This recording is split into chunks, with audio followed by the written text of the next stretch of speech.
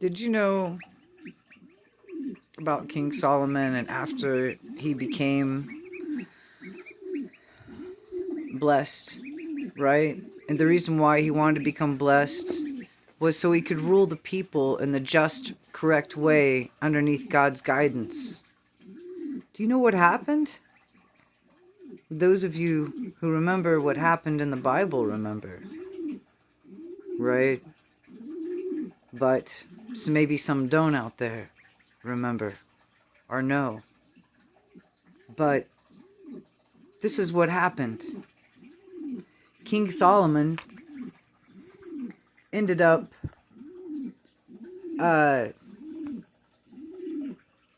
having all these people, right? And all these riches. And the whole reason to have those riches was to help the people in the first place and rule over them in a just, good way that God would be happy with and not disappointed with, right?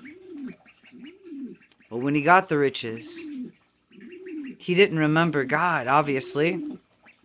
He went off building temples for women and false gods when there's only one true God. God is love. Remember this, what it says in the Holy Bible.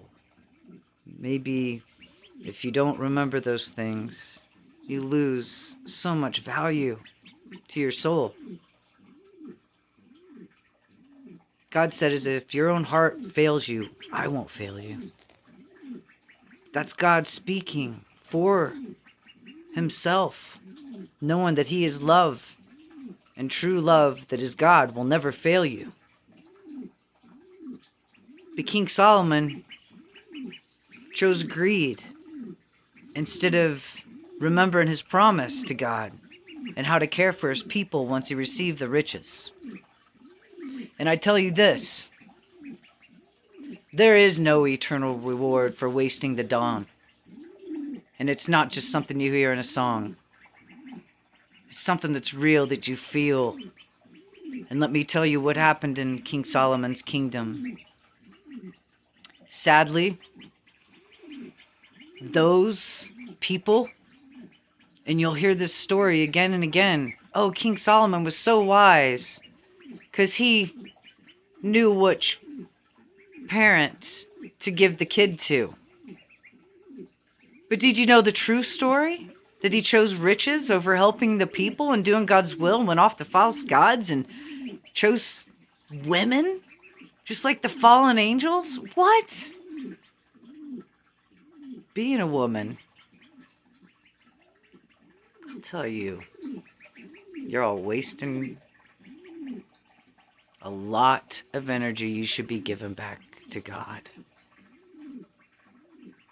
You're not alive here very long, but you never die. So remember that. But here's the story behind King Solomon. Let's get back to the subject of what I really have against him. Those people were using cow dung, right? And starving. As King Solomon had riches in his kingdom, they were starving and eating each other's children. Those people who know. They've studied, they know the Bible.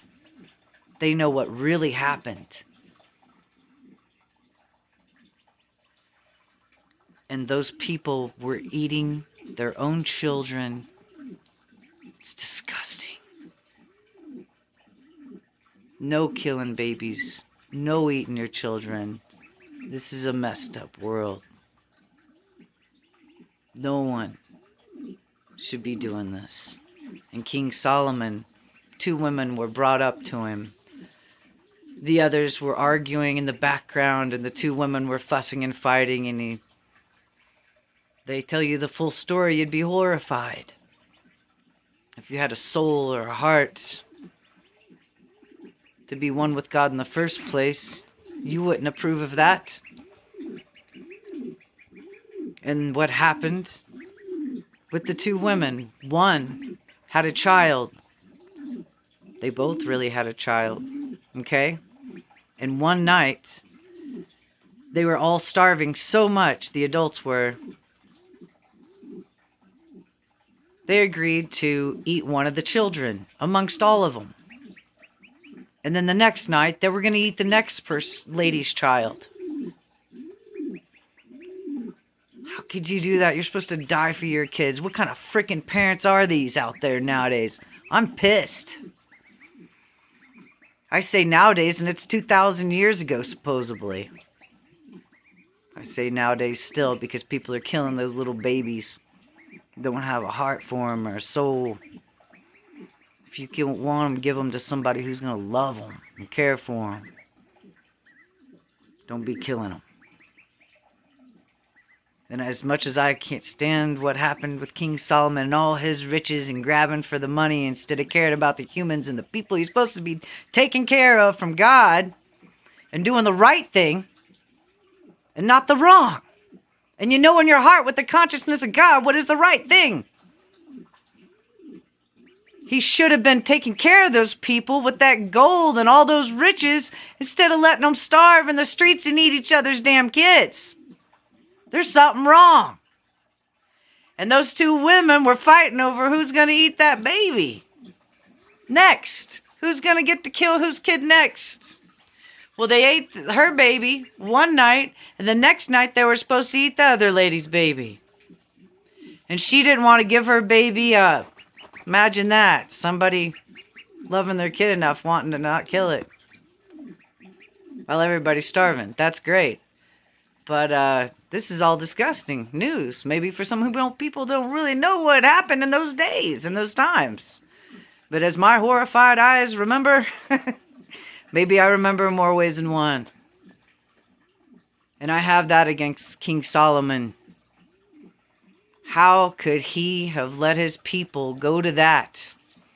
And then be so concerned of one of his servants, of a demon, to go after it and make all the spells against demons.